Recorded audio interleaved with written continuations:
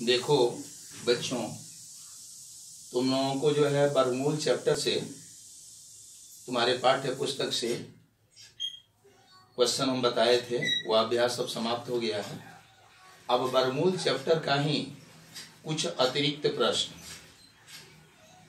तुम लोगों को बनवाना है। तो उन अतिरिक्त प्रश्नों को बनवाने के पहले कुछ वर्गमूल के गुण है, उसको हम बताने जा रहे हैं, जो आप लोगों के पाठ्य पुस्तक में नहीं मिला होगा। आप लोगों के विस्तृत ज्ञान के लिए ऐसा करने जा रहे हैं। तो देखेंगे वर्गमूल के गुण।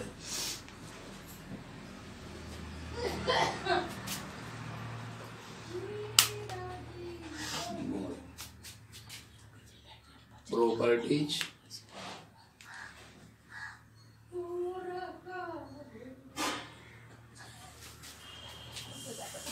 of a square root,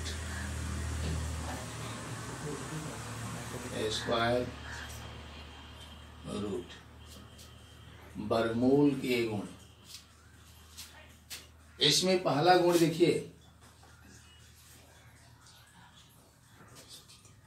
किसी संख्या के इकाई स्थान पर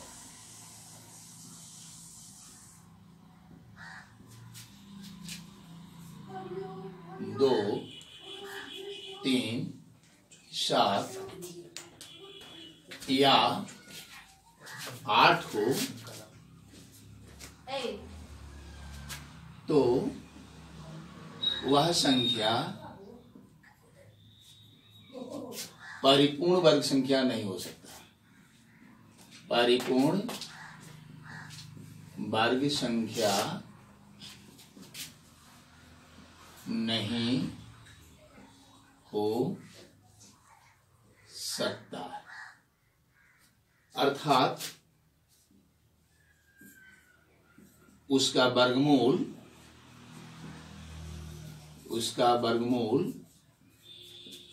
प्राकृत संख्या नहीं हो सकता।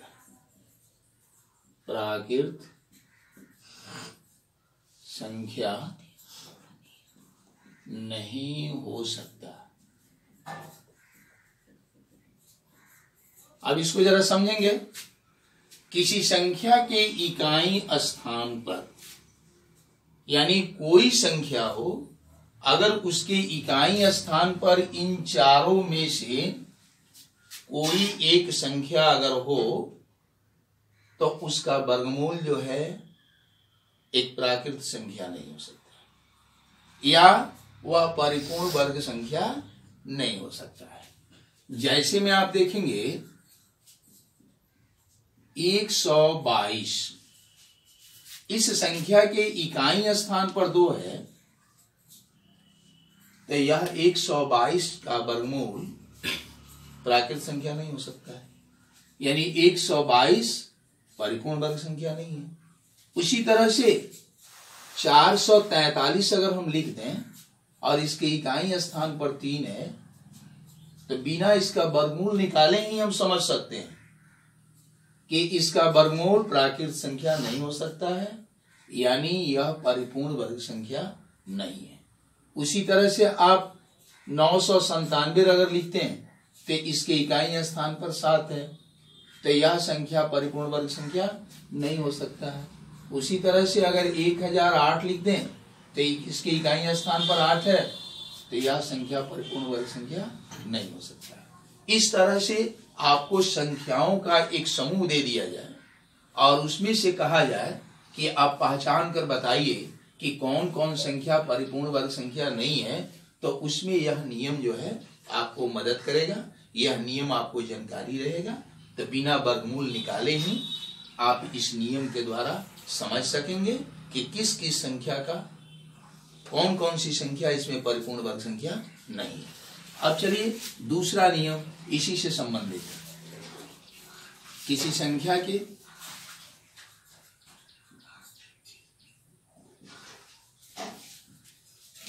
इकाई स्थान पर अब इनको छोड़ करके 2, 3, 7, 8 को छोड़ करके 1 से लेकर के 9 तक में जो संख्या बच रहा है उसको हम यहां ले लेंगे। तो 2, 3, 7, 8 को अगर छोड़ देते हैं तो 1 से लेकर के 9 तक में कौन कौन सी संख्या बच रहा है? 1 बच रहा है, 4 बच रहा है, 5 बच रहा है, और कौन बच रहा है? 6 बच रहा है, और कौन बच रहा है? तो 1 9 बच रहा है, या 9। अब देखिए तो 1 से लेकर के 9 तक में 4 ठो संख्या यहां हो गया, और जो बच गया वह यहां हो गया। इन संख्याओं में से अगर कोई संख्या किसी संख्या के अगर इकाई स्थान पर है तो वह संख्या परिपूर्ण वर्ग संख्या हो सकता है। उसी चीज को हम लिखने जा रहे हैं। किसी संख्या के इकाई स्थान पर 1, 4, 5, 6 या 9 हो तो वह संख्या परिपूर्ण वर्ग संख्या हो सकता है। परिपूर्ण वर्ग संख्या हो सकता है।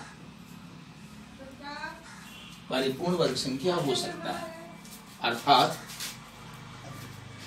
अर्थात उसका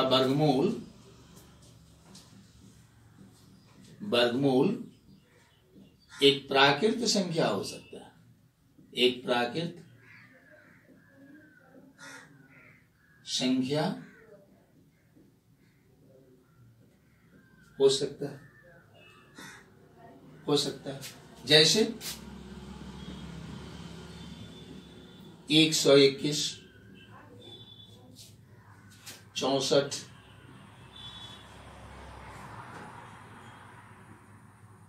225, 36,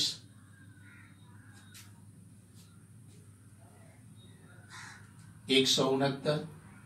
इन जो संख्याओं को जरा देखिए तो इन संख्याओं के इकाई स्थान पर इसमें जो हम संख्या लिखे हैं 5 ठो, इनमें से कोई ना कोई संख्या इनके इकाई स्थान पर है।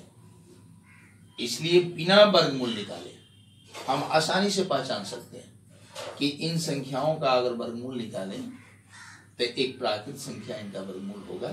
यानी ये संख्याएं परिपूर्ण वर्ग होंगी, ये भी संख्याएं परिपूर्ण वर्ग है, ये भी है, ये भी है। इस नियम के आधार पर अगर संख्याओं का समूह दिया गया है तो उसमें हम पहचान सकते हैं कि किस किस संख्या के परिपूर्ण वर्ग हो सकता है, कौन कौन संख्या का वर्गमूल एक प्राकृत संख्या हो सकता है। इस नियम के आधार पर उसका हम चयन कर सकते हैं। अब चलिए नियम 3 को हम देखें, गुण 3 को देखें। शून्य का वर्गमूल, शून्य का वर्गमूल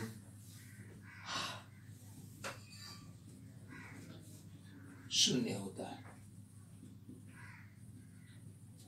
जैसे रूट अंडर शून्य आपको कोई दे दे तो इसका वर्गमूल क्या होगा? शून्य। इस बात को याद रखिए। अब चौथा गुण देखिए, चौथा गुण में आ जाएगा किसी परिपूर्ण वर्ग संख्या का, परिपूर्ण वर्ग संख्या का इकाई स्थान पर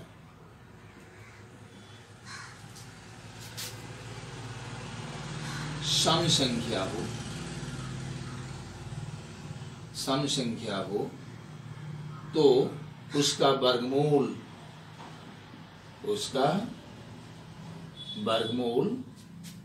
सम संख्या होता है। वर्गमूल सम संख्या होता है। अब जैसे में देखिए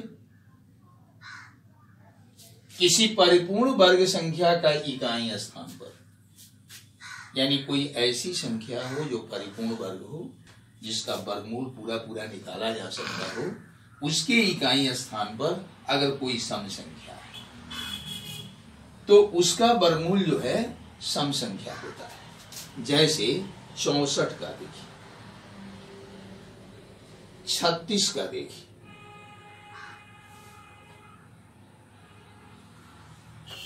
और हम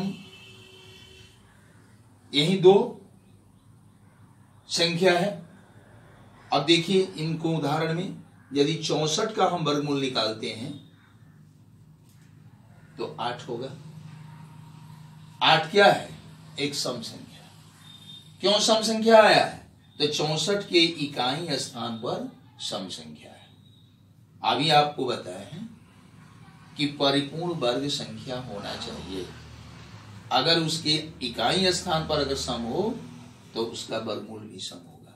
अब देखिए यह परिपूर्ण वर्ग संख्या है, यह भी परिपूर्ण वर्ग संख्या है, और इसके इकाई स्थान पर सम संख्या है, तो इसका वर्गमूल जो होगा वह एक सम संख्या होगा। उसी तरह से यहां देखिए, इसके इकाई स्थान पर सम संख्या है, यह परिपूर्ण वर्ग संख्या है, तो इसका जो वर्गमूल होगा वह भी एक सम संख्या होगा। 6 यह सम संख्या है, यह भी सम संख्या है। इस तरह से हम पहचान कर सकते हैं, अगर परिपूर्ण वर्ग संख्याओं का समूह दिया गया है और परिपूर्ण वर्ग संख्या का वर्ग विषम संख्या का अगर समूह दिया गया है तो उसमें किसका किसका वर्गमूल सम होगा और किसका किसका वर्गमूल विषम होगा, इसके आधार पर हम पहचान सकते हैं। चलिए अब देखते हैं नियम 5। परिपूर्ण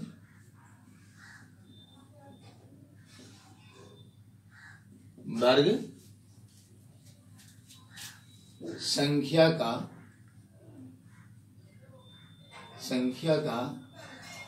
इकाई स्थान पर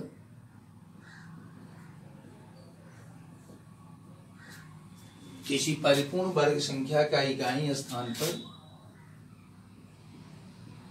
विषम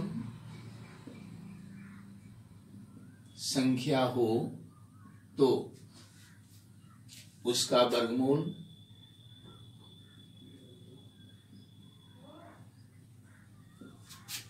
विषम संख्या होता है। विषम संख्या होता है। जैसे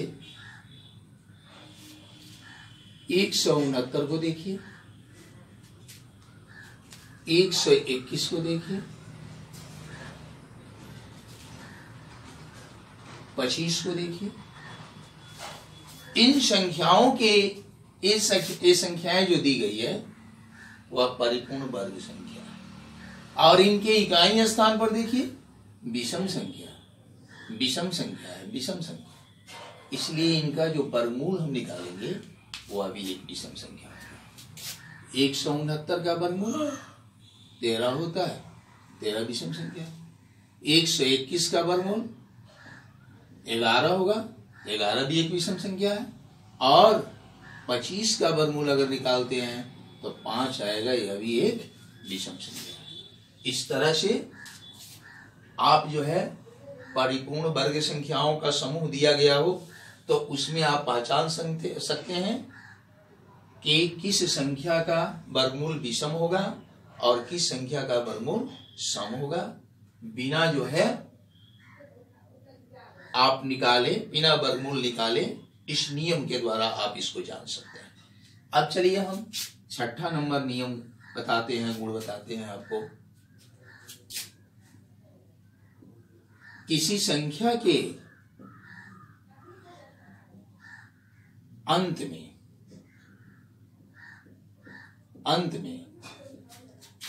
शून्यों की संख्या सम हो तो उसका वर्गमूल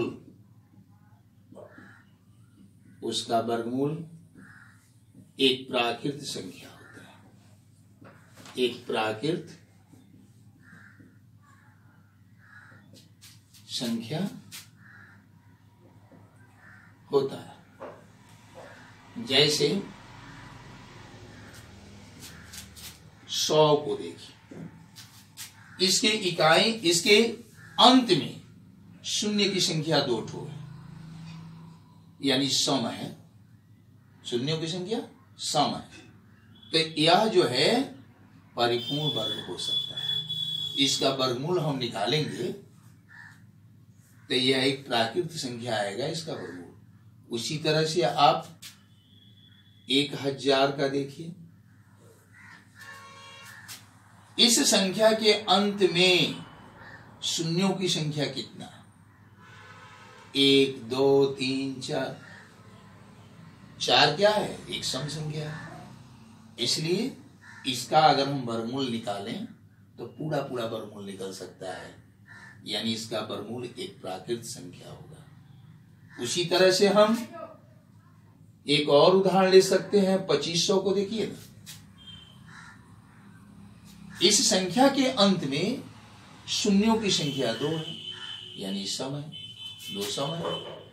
इसलिए इसका भी हम वर्गमूल अगर निकालें तो पूरा पूरा वर्गमूल निकल सकता है, यानी इसका वर्गमूल एक प्राकृत संख्या होगा। जैसे कि यहां देखिए, 100 का वर्गमूल निकालिएगा तो 10 होगा। 10 क्या है? एक प्राकृत संख्या है। 10,000 का वर्गमूल निकालिएगा तो यह 100 होगा। अब देखिए, यह भी एक प्राकृत संख्या है। उसी तरह से 2500 का वर्गमूल अगर निकालते हैं आप तो वह भी एक प्राकृत संख्या होगा, यानी 50 होगा। इस तरह से आप बिना वर्गमूल निकाले, इस तरह से अगर संख्याओं का समूह दिया गया हो तो इस नियम के आधार पर शून्यों की संख्या को जानकारी करके आप यह बता सकते हैं कि उसका वर्गमूल पूरा पूरा निकलेगा कि नहीं निकलेगा, यानी वह परिपूर्ण वर्ग संख्या है या नहीं। अब चलिए इसका अगला जो है नियम हम देखते हैं, 7 नंबर। इसी से संबंधित वह नियम है, किसी संख्या के अंत में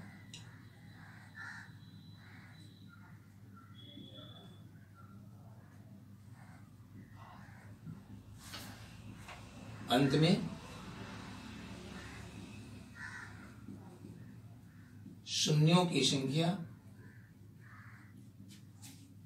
विषम हो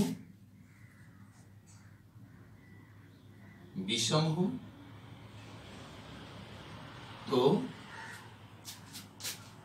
उसका वर्गमूल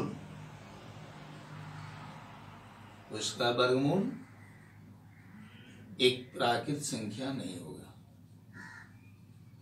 एक प्राकृत संख्या नहीं हो सकता है, नहीं हो सकता है।